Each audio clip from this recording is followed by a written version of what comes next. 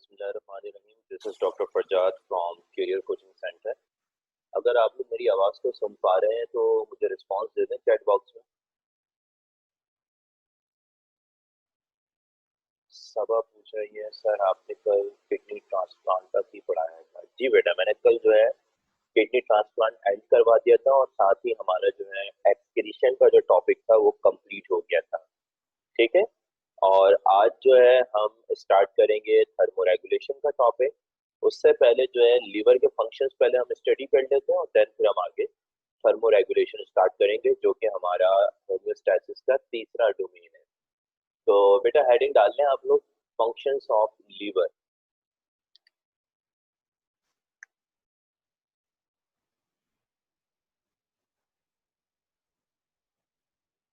ठीक है, functions of liver की आप लोग हेडिंग डाल लें ताकि फिर हम आगे अपने लेक्चर को प्रोसीड करें। ठीक है, अब देखें फंक्शंस ऑफ लिवर की बात करें तो टोटल 10 फंक्शन है लिवर के, जो आप लोग अपनी स्किन के ऊपर भी देख रहे हैं। ठीक है, सबसे पहले हम बात करते हैं जो glyco glycogen synthesis and glycogenolysis. तो ये हेडिंग डाल लें भाई।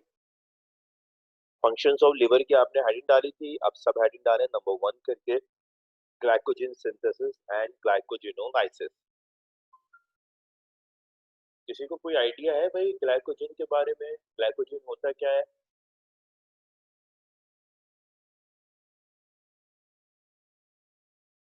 है भाई किसी को कोई आइडिया?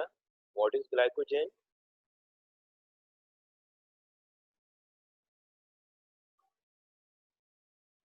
ग्लूकोज की कन्वर्टेड फॉर्म। चलो ठीक है, और लोग बताएं भाई। मायदा कहती हैं सर ग्लाइकोजन प्रोटीन है। नहीं, ऐसा बिल्कुल नहीं है, ग्लाइकोजन प्रोटीन नहीं है, ग्लाइकोजन तो कार्बोहाइड्रेट है। चलो भाई, और लोग भी बताएं।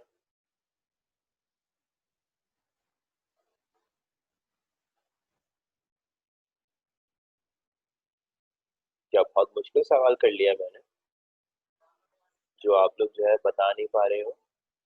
चलो, सना ये बता रही है कि sir it is the store food of human. ठीक है, प्रोटीन और कार्बोहाइड्रेट का कंबाइन हुआ हुआ है तो वो ग्लाइकोजन। नहीं नहीं नहीं, ऐसा नहीं है। सना ने ठीक बताया है कि भाई जो एनिमल्स का, सिर्फ ह्यूमन का नहीं बेटा, एनिमल्स का, कि जो एनिमल्स का स्टोर फूड होता है उसको आप क्या नाम देते हो? ग्लाइकोजन का नाम देते हो। आ रही है बात समझ में? तो store food of animal is called as glycogen. अब देखो, कोई भी चीज हम स्टोर कब करेंगे? उसी वक्त करते हैं जो हमारी रिक्वायरमेंट से ज्यादा हो। मिसाल के तौर पे कि भाई आपको जो है मंथली बेसिस के ऊपर पॉकेट मनी चाहिए, लेट से 2000। ठीक है, तो ये हम अज्यूम कर लेते हैं, सबके अलग अलग होते हैं। हम अज्यूम करते हैं कि भाई एक पॉकेट मनी हमें मंथली चाहिए 2000, जिससे हमारे सारे जो भी एक्सपेंसेस हैं वो पूरे हो जाते हैं। ठीक है, 2000 के अंदर। लेकिन हमें पॉकेट मनी मिल रहा है 2500। तो इसका मतलब क्या हुआ, जो 500 है वो हमारे एक्स्ट्रा है। तो हम क्या करेंगे, उस 500 को सेव कर लेंगे ताकि पैसे जमा करें और आगे हम किसी काम में यूटिलाइज कर सकें, तो वो स्टोर हो जाएगा। तो कहने का मकसद ये है कि कोई भी चीज स्टोर कब होती है? कोई भी चीज उस वक्त स्टोर होती है जब वो एक्स्ट्रा हो। अब आपने फूड इनटेक किया, ठीक है। अब आप फूड इनटेक करते हो, जो आपने फूड इनटेक किया है वो आपको नेक्स्ट 4 आवर्स तक एनर्जी प्रोवाइड कर सकता है। अगले 4 घंटे तक वो आपको एनर्जी प्रोवाइड करेगा। अब जो 4 घंटे बाद, आप अभी 4 घंटे का आपके पास स्टोर मौजूद था, आपने मजीद कुछ और खा लिया, मजीद जो है वो ग्लूकोज आ गया। उसके बाद थोड़ी देर थोड़ा और खा लिया, मजीद ग्लूकोज आ गया। तो कहने का मकसद है कि जितना भी एक्स्ट्रा फूड आता रहेगा, ये सारा का सारा एक्स्ट्रा फूड क्या होगा? ये सारा का सारा एक्स्ट्रा ग्लूकोज कन्वर्ट हो जाएगा ग्लाइकोजन में। ग्लाइकोजन में कन्वर्ट होने के बाद वहाँ क्या हो जाएगा? स्टोर हो जाएगा। ठीक है, तो ग्लूकोज से ग्लाइकोजन का बनना, ये काम भी कौन करवा रहा है? लिवर करवा रहा है। और वो क्या करेगा? वो उसको स्टोर कर लेगा। और फिर अगर आगे जाके कभी जरूरत पड़ी, मिसाल के तौर पे कि भाई फूड नहीं मिल रहा, आपने फूड इनटेक नहीं किया किसी भी वजह से, कि भाई आप जो है वो सो रहे थे, या फिर जो है वो आप जो है कह लें कि किसी भी तरीके से जो है वो भूख हड़ताल पे चला गया, कोई भी वजह हो, या आप रोजा रख लिया आपने, तो आपने अगले 10 घंटे में कुछ खाना पीना नहीं किया। अब ऐसी कंडीशन के अंदर आप फूड इंटेक नहीं कर रहे, लेकिन बॉडी को तो एनर्जी चाहिए। तो बॉडी क्या करेगी, तो जो स्टोर फूड होगा, जो ग्लाइकोजन है, उस ग्लाइकोजन को ब्रेक करेगी। और ब्रेक करने के बाद उससे ग्लूकोज बनाएगी। भाई जब ग्लूकोज कंबाइन होकर ग्लाइकोजन बना रहा है, तो ग्लाइकोजन टूट के क्या बनाएगा, ग्लूकोज बनाएगा। और उस ग्लूकोज को इस्तेमाल कर लिया जाएगा। समझ में आ रही बात, उस ग्लूकोज को इस्तेमाल कर लिया जाएगा। और ग्लूकोज से ग्लाइकोजन का बनना ग्लाइकोजन सिंथेसिस कहलाती है। ये कब होगी, जब आपके पास एक्स्ट्रा फूड होगा। और ग्लाइकोजन से ग्लूकोज का बनना ग्लाइकोजिनोलाइसिस कहलाता है। यानी ग्लाइकोजिनोलाइसिस का मतलब क्या है भाई, ग्लाइकोजिनो का मतलब ग्लाइकोजन, लाइसिस का मतलब क्या होता है, टू ब्रेक। यानी ग्लाइकोजन की क्या हो रही है, ब्रेक डाउन हो रही है। और ये ब्रेक डाउन कब होगी, ये ब्रेक डाउन उस वक्त होगी जब हमारी बॉडी को क्राइसिस होगा, हमारी बॉडी को नीड होगी फूड की, और हम फूड इनटेक नहीं कर रहे होंगे। आई बात समझ में, ये दोनों काम, ग्लाइकोजन का बनाना और स्टोर कर लेना, इसके अलावा ग्लाइकोजन का टूटना, ये दोनों काम किसके हैं, ये दोनों काम लिवर के हैं। आई बात समझ में। चलो, तो जो आपने सब हेडिंग डाली है ग्लाइकोजन सिंथेसिस एंड ग्लाइकोजिनोलाइसिस की, इसमें जरा आप लिखना शुरू करें। When glucose when glucose excessively when glucose excessively available in our body, excessively available in our body,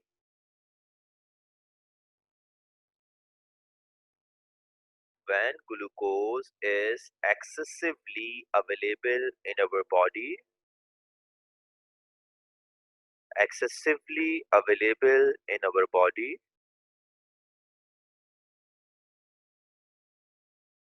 comma लगाएं, liver convert it into glycogen, liver convert it into glycogen,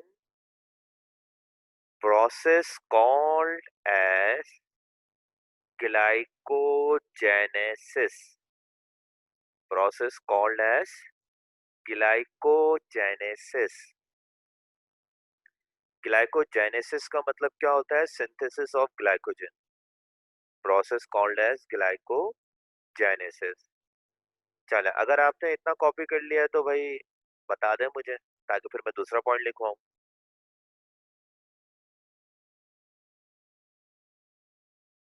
चले, दूसरा पॉइंट लिखें। During fasting condition, during fasting condition glycogen break down to produce, during fasting condition glycogen break down to produce glucose, during fasting condition glycogen break down to produce glucose, comma लगाएं, process called as, process called as glycogenolysis, process called as glycogenolysis। ठीक है भाई, ये हो गया आपका पहला function. चले, अब दूसरी हेडिंग डालें, ग्लूकोनियोजेनेसिस। तो जो दूसरी हेडिंग आपकी स्क्रीन पे नजर आ रही है, ग्लूकोनियोजेनेसिस, तो वो हेडिंग डाल लें आप लोग, ग्लूकोनियोजेनेसिस की।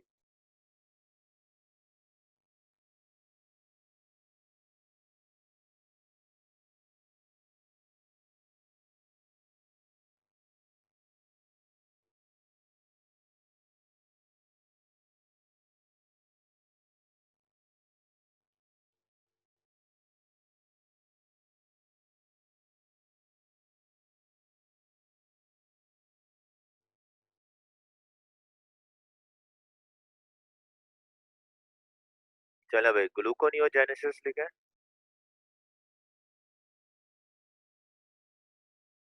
During starvation. अभी जो मैंने वर्ड यूज करवाया है, स्टारवेशन। अब जरा मुझे ये बताओ, जो पहले पॉइंट में मैंने फास्टिंग लिखवाया था और दूसरे पॉइंट में मैं स्टारवेशन लिखवा रहा हूँ, तो जरा इन दोनों का डिफरेंस बता दें भाई, क्या है, what is the difference between starvation and what is the difference between fasting. Fasting and starvation में कोई फर्क है या एक ही चीज है भाई? भूख लगना स्टारवेशन है, अच्छा। और फास्टिंग क्या है? रोजा रखना। हाँ भाई बताओ। बहुत ज्यादा भूख लगना, आप जरा ये हिजाब जरा बताओ तो, ये भूख, बहुत ज्यादा भूख लगना क्या होता है? भाई भूख लगती है या फिर नहीं लगती, ये बहुत ज्यादा भूख लगना क्या है? तुम लोग भी नई नई लॉजिक लेके आते हो। मैं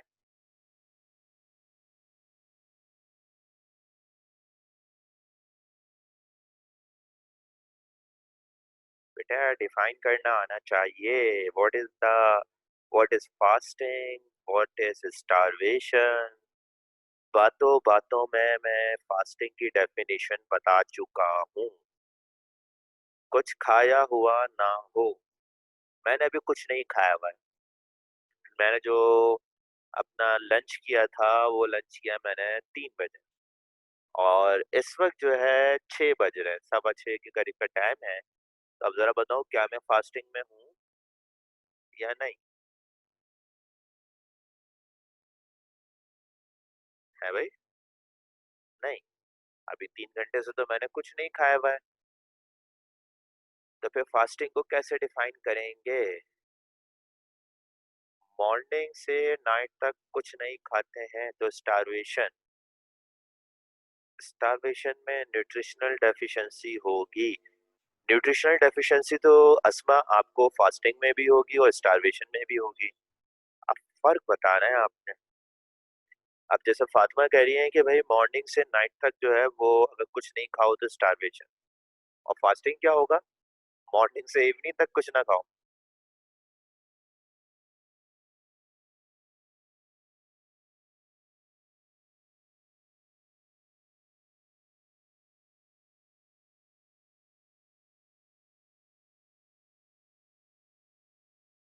या तो हार मान लो, या फिर जो है फटाफट बताओ दोनों का डिफरेंस। कोई एक चीज हो सकती है, खामोश बैठने से थोड़ी कुछ होगा। खामोश बैठने से सिर्फ टाइम ही जाया होगा। फास्टिंग में मॉर्निंग खाते हैं और मगरिब में खाना खा लेते हैं। बेटा ये हम अपने रिलीजियस पॉइंट ऑफ व्यू से बता रहे हैं ना, ये जो फास्टिंग है या स्टारवेशन है, ये वो टर्म है जो इंग्लिश की है, जो गोरे ने जो है वो बताई है। या तो हार मान लो।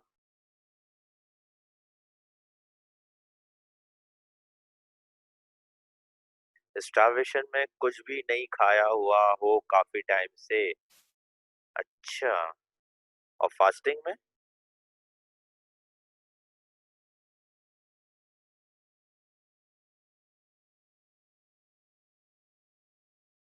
तो मैं तो बताऊंगा, या तभी तो ना, पहले हार मानो फिर बताऊंगा।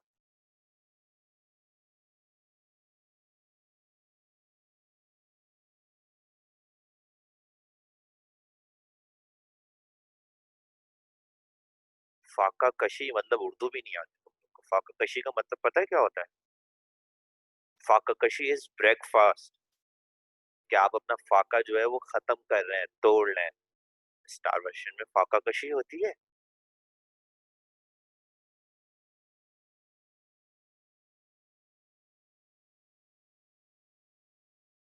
हम लोग ना अंग्रेजी के रहे ना उर्दू के रहे, बीच में लटक गए। फाका शिकनी, फाका कशी, ये सारी की सारी चीजें जो है ना एक ही चीज है। समझ में आ रही बात? चलो भाई, अब आ जाओ जरा टॉपिक के ऊपर। ठीक है। अब जो मैं बता रहा हूँ ना वो जरा सुन लो। हाँ, एक और लेके आ गई लॉजिक है। स्टार्वेशन इनवॉलंटरी होगी, खुद ब खुद हो जाएगी। सुनो, देखो, अगर तवज्जो से सुनना, अब अपनी जो है वो घुमाना छोड़ दो। देखो, अगर जो है अगर हम बात कर रहे हैं फास्टिंग की और स्टारवेशन की, अगर लास्ट मील इंटेक किए हुए आखिरी दफा जब आपने फूड इंटेक किया, उसको इंटेक किए हुए 10 से 12 घंटे हो जाएं, ठीक है, 10 से 12 घंटे हो जाएं तो वो फास्टिंग है। आई बात समझ में? एक बार फिर रिपीट कर रहा हूँ कि अगर लास्ट मील इंटेक किए हुए आपको 10 टू 12 आवर्स गुजर जाए तो वो क्या है, वो फास्टिंग है। और अगर आपको लास्ट मील इनटेक के हुए मोर देन 24 आवर्स गुजर जाए तो वो स्टारवेशन। आ रही बात समझ में? कि अगर आपको लास्ट मील इनटेक के हुए 10 से 12 घंटे गुजरे तो वो फास्टिंग होगी। और अगर जो है आपको लास्ट मील इनटेक किए हुए मोर देन 24 आवर गुजर जाए तो वो क्या होगी, वो जो है आपकी कह लो के स्टारवेशन होगी। क्लियर है सबको दोनों के डिफरेंस, कि फास्टिंग क्या है और स्टारवेशन क्या है? आई बात समझ में? अब खुद जो है वो उसको कंपेयर कर लो, जो तुम लोग बता रहे थे सारी चीजें कि ये क्या है और ये क्या है। आज मैंने बता दिया, अब ये याद रखना, ठीक है? आगे मैं दोबारा पूछूंगा, बार बार इसका जिक्र आएगा। समझ में आई बात? चलो, तो अगर हम स्टारवेशन की बात करते हैं, 24 घंटे से ऊपर हो चुका है, कोई फूड इंटेक नहीं किया गया है, अब क्या करें भाई? अब ऐसे में तो जो ग्लाइकोजन था वो ग्लाइकोजन भी खत्म हो चुका है, लेकिन बॉडी को तो चाहिए। अब बॉडी को जो एनर्जी चाहिए वो एनर्जी के लिए ग्लूकोज चाहिए। अब देखो, एनर्जी हमें ग्लूकोज से भी मिलती है, एनर्जी हमें लिपिड से भी मिलती है, एनर्जी हमें प्रोटीन से भी मिलती है। अब अगर ग्लूकोज खत्म हो जाएगा और ग्लाइकोजन भी खत्म हो चुका है तो हमारी बॉडी फिर उसको छोड़ के लिपिड पे आ जाएगी और लिपिड से एनर्जी हासिल करेगी। और बॉडी के अंदर जितना लिपिड होगा वो लिपिड क्या होगा, ब्रेक होना शुरू हो जाएगा। अब देखें, हमारी बॉडी के अंदर सारे ऑर्गन लिपिड पे काम चला लेंगे, लेकिन एक ऐसा ऑर्गन है जो मास्टर ऑर्गन है और वो कहलाता है ब्रेन। ब्रेन को सिर्फ और सिर्फ ग्लूकोज चाहिए एनर्जी के लिए, वो कुछ और यूज नहीं करता। अगर जो है बॉडी को ग्लूकोज नहीं मिल रहा, बाकी बॉडी तो लिपिड पे चल डालेगी गुजारा, लेकिन ब्रेन गुजारा नहीं करेगा। ब्रेन कहेगा भाई मुझे तो ग्लूकोज चाहिए, अगर ग्लूकोज नहीं मिला मैं काम करना छोड़ दूंगा। और अगर ब्रेन ने काम करना छोड़ दिया तो पता है ना फिर क्या होगा? फिर वही होगा जो हम सबका हाल है, कि हमारा तो ब्रेन ही काम नहीं करता। ठीक है, एक लम्हे के लिए सोच लो, हमारी बॉडी के जितने भी ऑर्गन है ना उनको कंट्रोल करने वाला ब्रेन है। अब अगर ब्रेन काम नहीं करेगा तो फिर कुछ भी नहीं होगा, तो बॉडी कहती है नहीं भाई काम करना मत छोड़ना। हमारे पास बेशक ग्लाइकोजन खत्म हो गया है, हमारे पास बेशक ग्लूकोज खत्म हो गया है, स्टारवेशन में है, 24 घंटे से कोई फूड इंटेक नहीं किया है, लेकिन फिर भी हम आपके लिए ग्लूकोज का इंतजाम करेंगे। और वो कैसे करते हैं? वो लिपिड क्या करेगा, जो लिपिड है, जो प्रोटीन है हमारी बॉडी के अंदर, लिवर क्या करना शुरू करेगा, प्रोटीन और लिपिड को ग्लूकोज में कन्वर्ट करना शुरू करेगा। क्यों करेगा? ताकि ब्रेन को बराबर ग्लूकोज मिलता रहे। आई बात समझ में? अगर इसमें कोई मसला है तो भाई पूछ लो, ताकि फिर मैं इसको लिखवाऊं आगे। क्लियर है सब?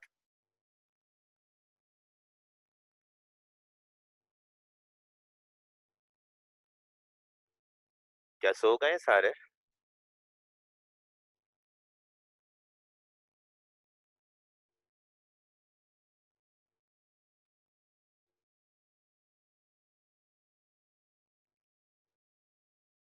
चलो भाई, अब लिखना शुरू करो फटाफट। इसमें लिखें आप, during starvation, during starvation,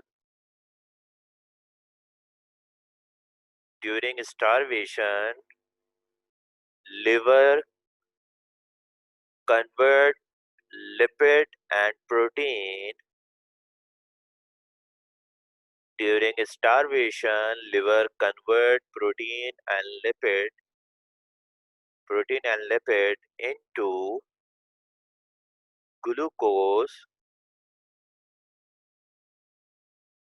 comma लगाएं,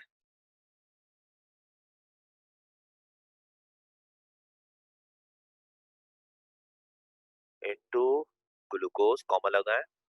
Process is called as gluconeogenesis.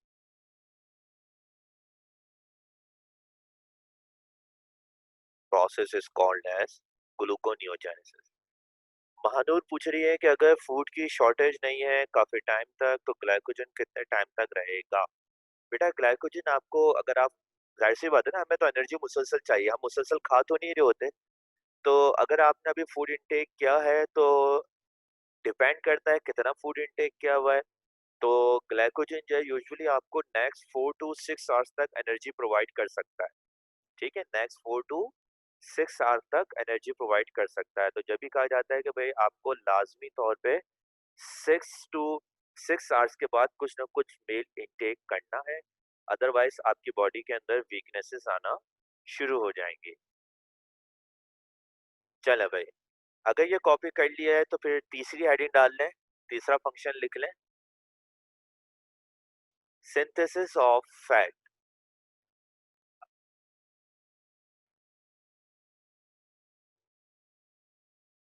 Third function जो है सब heading डलेगी synthesis of fat.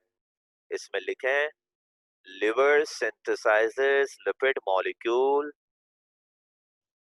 liver synthesizes lipid molecule, liver synthesizes lipid molecule, especially cholesterol, especially cholesterol, especially cholesterol। ठीक है, तो लिवर का एक काम ये भी है कि ये लिपिड मॉलिक्यूल्स को क्या कर रहा होता है, सिंथेसाइज कर रहा होता है। और खासकर जो कोलेस्ट्रॉल है तो कोलेस्ट्रॉल को भी लिवर ही सिंथेसाइज करता है। चले, इसके बाद बेटा फोर्थ फंक्शन होगा सिंथेसिस ऑफ अमाइनो एसिड्स। तो हेडिंग डाल लें आप लोग, सिंथेसिस ऑफ अमाइनो एसिड।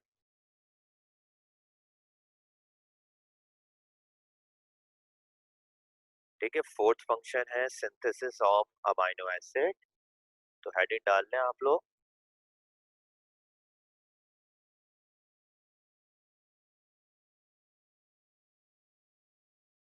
लिखें इसके अंदर liver synthesises non essential amino acids. Liver synthesises non essential amino acid. Liver synthesises non essential amino acid. Liver synthesises non essential amino acid.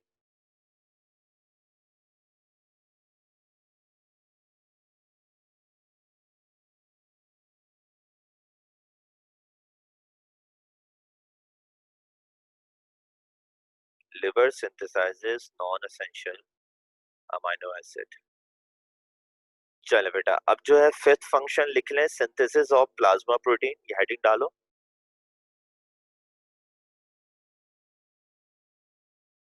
Fifth function है synthesis of plasma proteins.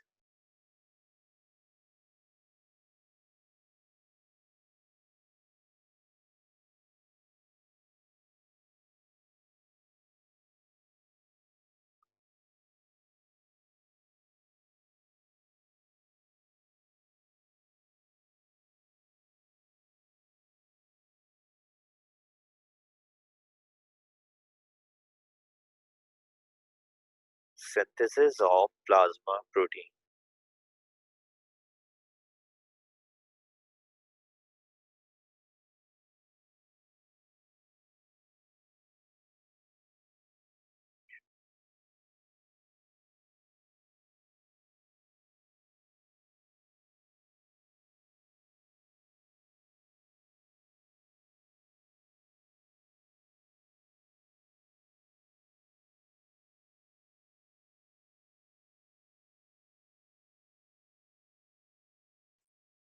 डाल लिया heading, तो वही बता response देते हैं।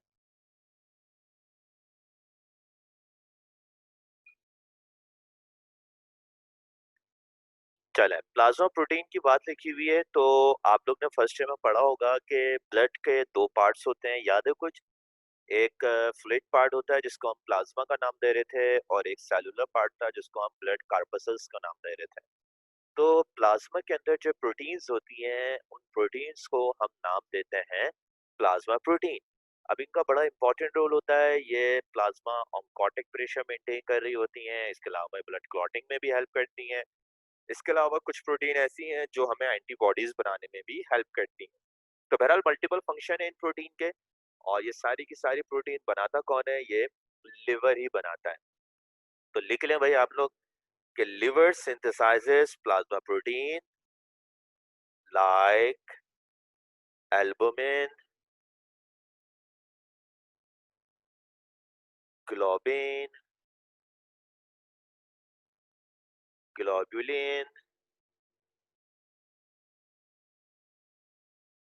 Thrombin. ये सारी की सारी बेटा जो है वो प्रोटीन्स के नाम है।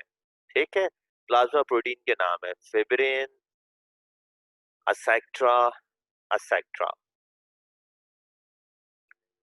तो liver synthesizes plasma protein like albumin, globin, globulin, thrombin, etc., etc. Liver synthesises plasma protein like, और ये सारी जो मैंने नाम लिखवाए मैं चैट बॉक्स में भी भेजे हैं मैंने, albumin, globin, globulin, thrombin, fibrin, etcetera, etcetera. ये कर ले। और इसके बाद फिर जो अगली हेडिंग है वो है डीअमाइनेशन एंड यूरिया फॉर्मेशन। ठीक है, ये हेडिंग डाल लें आप जो है। सिक्स्थ हेडिंग डलेगी deamination and urea formation.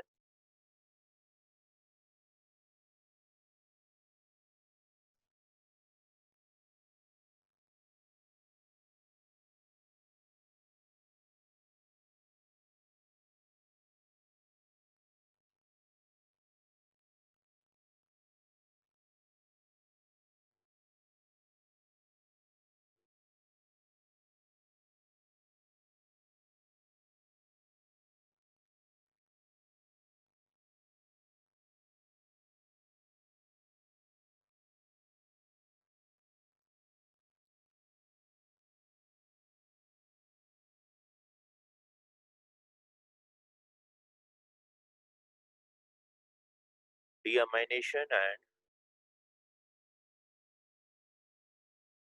Urea formation.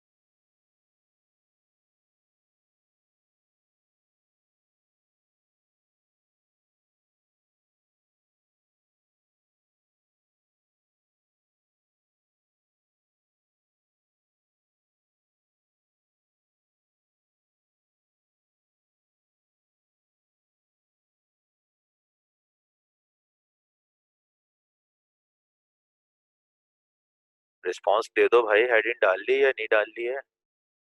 डाल ली है, चलो भाई लिखो फटाफट। देखो डीअमाइनेशन, डीअमाइनेशन का मतलब है कि रिमूवल ऑफ अमाइन ग्रुप। ठीक है, अमाइन हम कहते हैं NH2 को। अगर NH2 ग्रुप रिमूव हो रहा है, अब NH2 ग्रुप होता किसमें मौजूद है भाई? ये जो NH2 ग्रुप है ये मौजूद होता है अमाइनो एसिड के अंदर। तो जब प्रोटीन ब्रेक होती हैं, अमाइनो एसिड बनते हैं, अमाइनो एसिड ब्रेक होते हैं, तो उसमें से NH ग्रुप को निकाला जाता है, अमाइन ग्रुप को निकाला जाता है, और उसका निकलना क्या कहलाता है? डीअमाइनेशन। तो डीअमाइनेशन के नतीजे में अमोनिया बनती है, और हमने पढ़ा था कि जैसे ही अमोनिया बनेगी वो अमोनिया कन्वर्ट हो जाती है यूरिया के अंदर। By the process called as urea cycle, या फिर दूसरा नाम क्या होता है यूरिया साइकिल का, कोई बता सकता है मुझे? What is another name of urea cycle? जल्दी। ऑर्निथीन साइकिल, शाबाश, चलो भाई। तो फटाफट जो है अब इसको लिखना शुरू करो। Liver perform deamination of amino acid. Liver perform deamination of amino acids.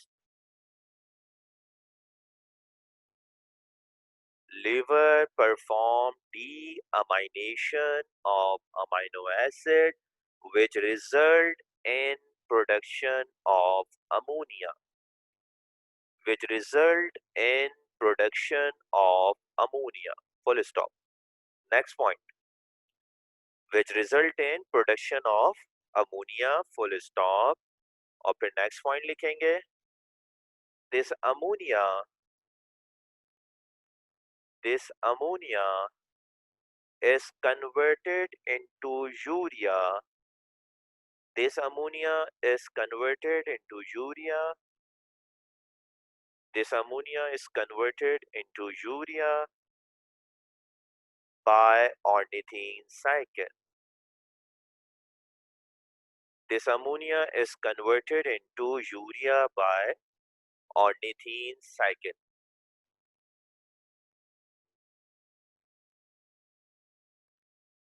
हाँ भाई, लिख लिया इतना?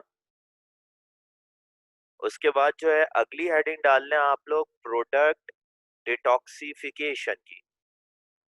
अगली हेडिंग डलेगी प्रोडक्ट डिटॉक्सिफिकेशन।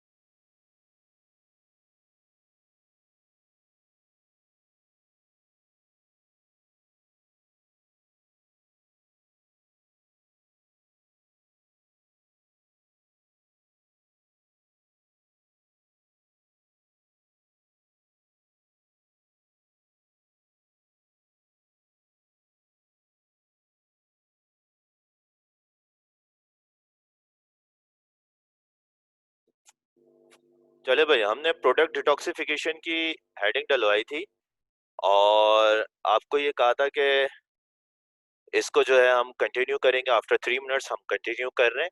अब तो देखिए, डिटॉक्सिफिकेशन का मतलब क्या है। डिटॉक्सिफिकेशन का मतलब ये होता है कि किसी भी हार्मफुल सब्सटेंस को खत्म करना, किसी भी हार्मफुल सब्सटेंस की टॉक्सिसिटी को क्या करना, डिस्ट्रॉय करना, वो क्या कहलाता है, डिटॉक्सिफिकेशन। अब हमारी बॉडी में जितने भी केमिकल इंटर हो रहे हैं, उन केमिकल्स को डिटॉक्सिफाई करेगा लिवर, हार्मफुल केमिकल्स को खत्म करेगा। अब फॉर एग्जांपल एक पर्सन अल्कोहल पीता है, ठीक है, तो किसी ने 1 लीटर अल्कोहल पी ली, तो उस 1 लीटर अल्कोहल में से तकरीबन 600 ml अल्कोहल हमारा लिवर डिस्ट्रॉय कर देगा। इसी तरह हम कोई मेडिसिन भी ले रहे हैं या कोई भी केमिकल ले रहे हैं, उसको लिवर क्या करता है, डिटॉक्सिफाई करता है। और लिवर जो है इन सारी चीजों के लिए बड़ा इंपॉर्टेंट है। तो ये एक बहुत इंपॉर्टेंट फंक्शन है लिवर का, कि it involve in detoxification of harmful products.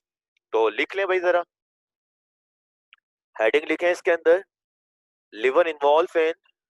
आपने प्रोडक्ट डिटॉक्सिफिकेशन की हेडिंग डाली हुई थी, अब इसके अंदर लिखें, liver involve in detoxification of harmful drugs. Liver involve in detoxification of harmful drugs.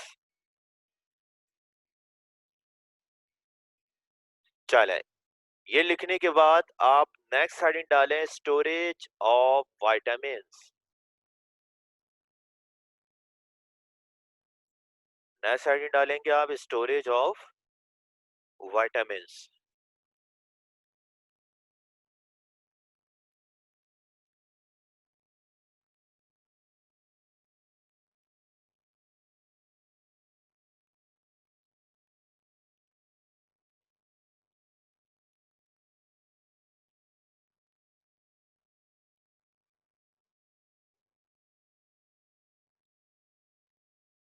चलें, अब देखें, हमारे पास जो है डिफरेंट विटामिन्स होते हैं। एक वाटर सॉल्युबल विटामिन होता है और एक फैट सॉल्युबल विटामिन होता है। अब जो वाटर सॉल्युबल विटामिन्स हैं वो तो चलो ब्लड में मौजूद होते हैं, लेकिन जो फैट सॉल्युबल विटामिन्स हैं, वो विटामिन्स जो फैट में डिसॉल्व होते हैं, वो विटामिन्स लिवर स्टोर करता है। तो लिवर का एक फंक्शन ये भी है कि it involve in storage of fat soluble vitamins. ठीक है, चलो लिखो इसके अंदर, स्टोरेज ऑफ विटामिन्स में, liver involve in, liver involved in storage of, liver involved in storage of fat soluble vitamins. Liver involved in storage of fat soluble vitamins. Liver involved in storage of fat soluble vitamins.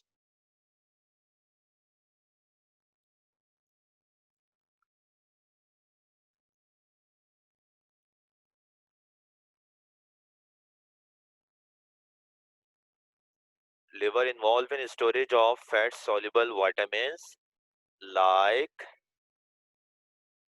vitamin A, vitamin D, vitamin E, and vitamin K.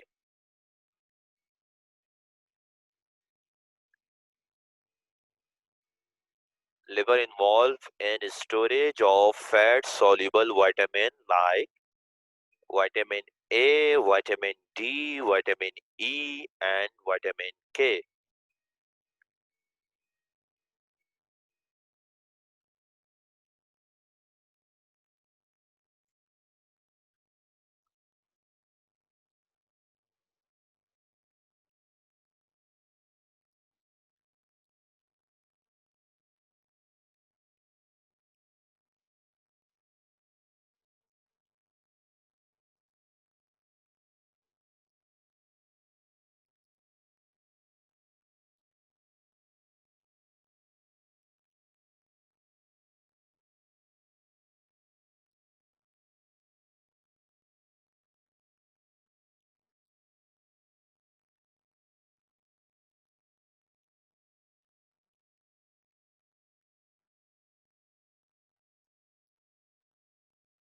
चल है। अब इसके बाद जो है बेटा अगली heading thermo regulation की डालेंगे आप लोग। तो थर्मो रेगुलेशन की हेडिंग डाल लें।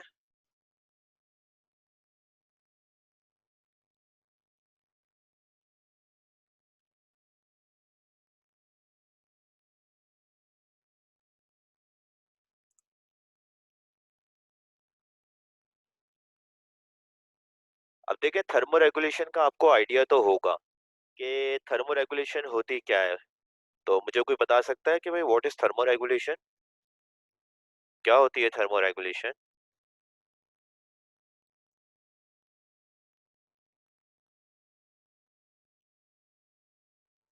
देखिए एक ऐसा प्रोसेस जिसमें बॉडी का टेम्परेचर क्या हो रहा हो, मेंटेन हो रहा हो, उस प्रोसेस को आप क्या नाम देते हो? उस प्रोसेस को आप थर्मो रेगुलेशन का नाम दे रहे होते हो। चलो ठीक है। चलो मैं एक लाइन लिखवा रहा हूँ, ये लाइन लिख लो, फिर इसको हम मस्जिद लेके जाते हैं। लिखे liver involve in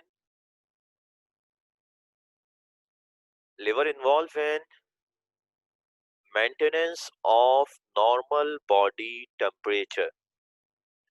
Liver involved in maintenance of normal body temperature. Liver involved in maintenance of normal body temperature.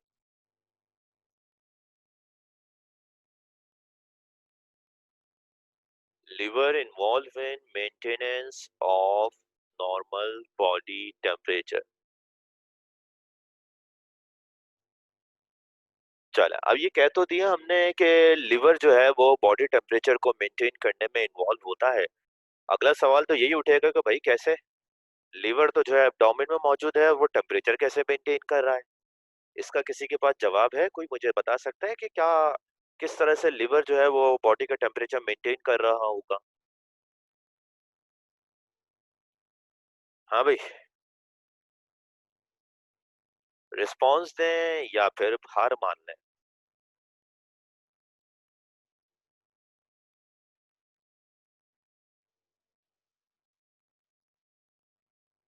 Liver sweating कराएगा? खुद सोचो, स्वेटिंग स्किन कराती है, लिवर नहीं कराता। अभी हम बात लिवर की कर रहे हैं, तो ये बताओ लिवर टेम्परेचर कैसे मेंटेन करवाएगा? बाइल का कोई रोल ही नहीं है थर्मो रेगुलेशन पे। अभी हम आएंगे पढ़ेंगे बाइल का क्या रोल, अगली हेडिंग वही है हमारी। जल्दी बताओ या हार मानो।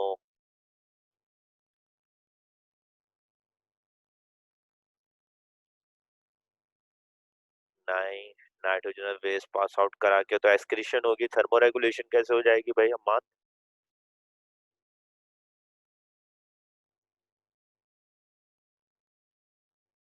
हाँ, तो ब्लड से कैसे कराएगा बताओ अनुषा जल्दी।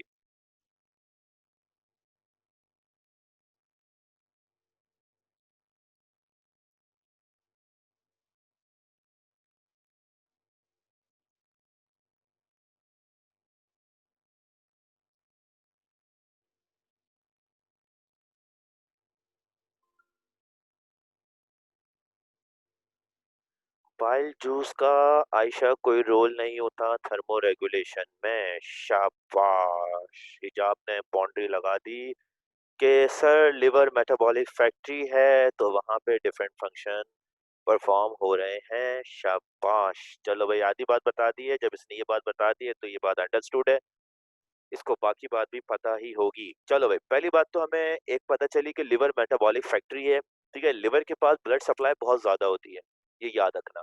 लिवर जो है उसके पास ब्लड सप्लाई बहुत ज्यादा होती है। हमारी बॉडी के कुछ ऑर्गन्स हैं जो बहुत ज्यादा ब्लड सप्लाई रखते हैं। ठीक है, अगर इनमें देखा जाए तो हार्ट है, इनमें देखा जाए तो किडनी है, लिवर है।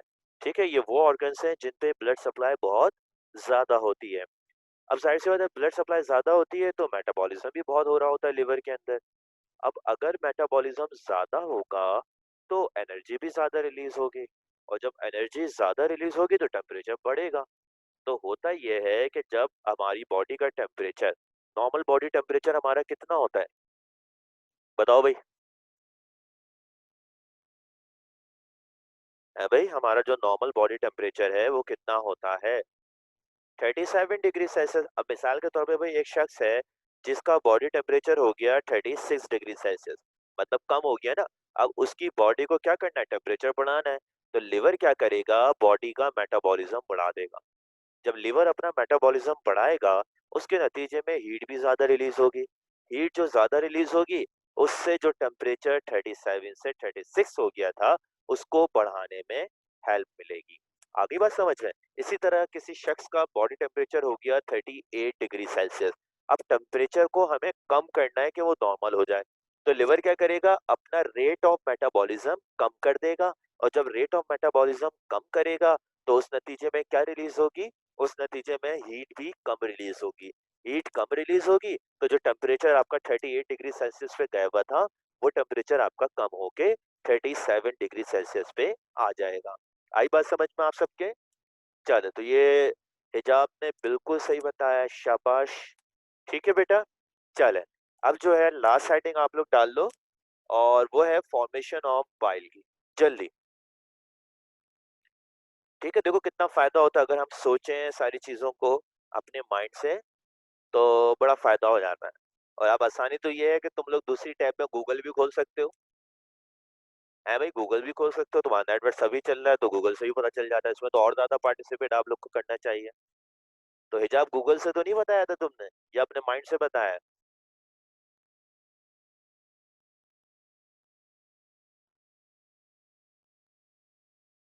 अगर माइंड से बताया तो बहुत अच्छी बात है, बहुत अच्छी बात।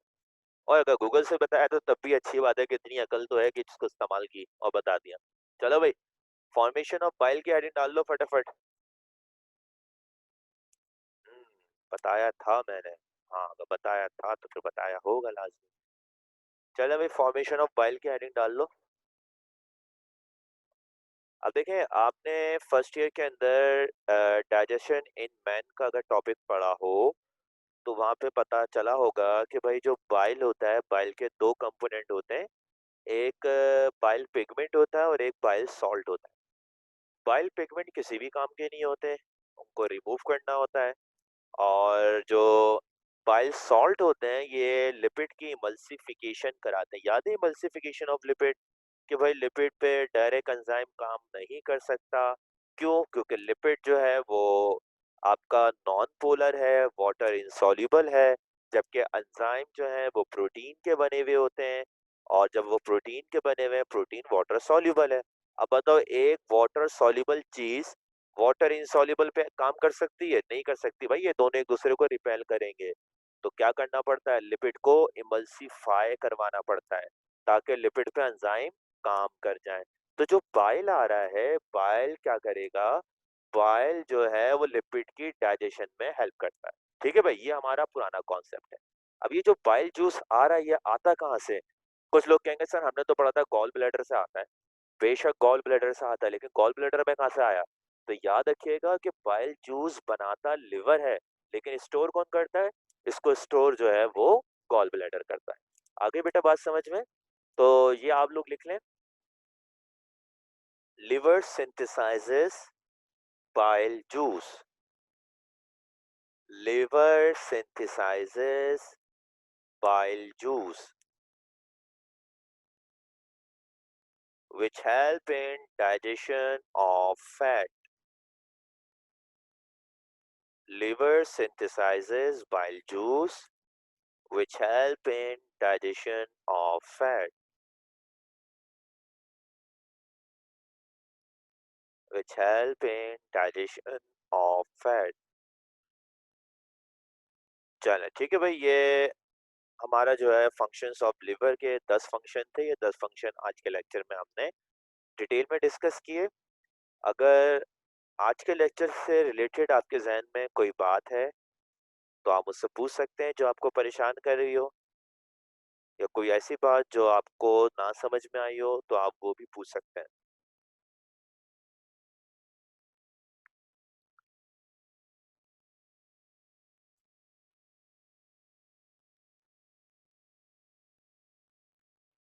तो फिर मैं इस खामोशी का मतलब क्या समझूं? सब कुछ समझ में आ गया या फिर कुछ भी समझ में नहीं आया?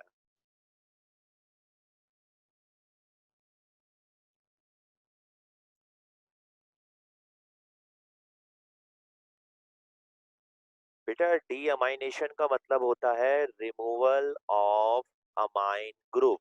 अमाइन ग्रुप होता है NH। तो जब अमाइनो एसिड को ब्रेक कर रहे होते हैं तो उसमें से NH ग्रुप निकाला जा रहा है, उस प्रोसेस को आप डी अमाइनेशन कहते हैं। चले और कोई क्वेश्चन बेटा जो पूछना चाहे।